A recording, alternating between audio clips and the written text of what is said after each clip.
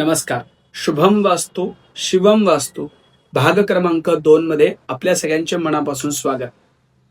वास्तुशास्त्रम प्रवक्ष्यामि लोकानां हितकाम्यया आरोग्यम पुत्रलाभंच धनं धान्यम लभेन्नरः. मंडळी, वास्तुपुरुष आपल्याला काय देतो?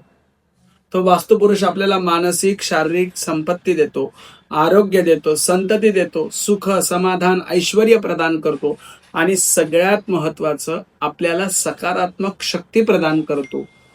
मग हे वास्तुशास्त्र म्हणजे काय आहे? तर वास्तुशास्त्र अथर्व वेदाचा उपवेद असून स्थापत्य वेद आहे आणि हा स्थापत्य वेदाचा एक भाग म्हणजे हे वास्तुशास्त्र आहे. मानवाची जीवन पद्धती, मानवाची निवारा व्यवस्था, मानवाची समाज व्यवस्था या सगळ्याचा विचार याच्यामध्ये केला गेलेला आहे. अशा या वास्तुपुरुषाला, अशा या भवनशास्त्राला विशेष महत्व आहे. मग या विशेष महत्व कशामुळे आहे?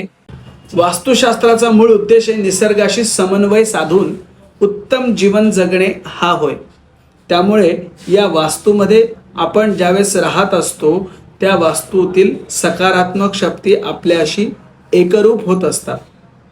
उदाहरणार्थ, ज्या जमिनीवरती राहतो त्या जमिनीवरचं पृथ्वी तत्व आपल्याशी एकरूप होत असतं, अग्नी तत्व एकरूप होत असतं, पाणी म्हणजे जलतत्व एकरूप होत असतं, वायू म्हणजे वायुतत्व एकरूप होत असतं आणि आकाश तत्व एकरूप होत असतं. या पंचतत्वांनी बनलेलं आपलं हे वास्तुशास्त्र आहे. पुढील भागाची माहिती आपण पुढच्या भागात जाणूया. नमस्कार. अशा नवनवीन व्हिडिओ आणि माहितीसाठी आम्हाला लाईक करा, शेअर करा आणि सबस्क्राईब करा.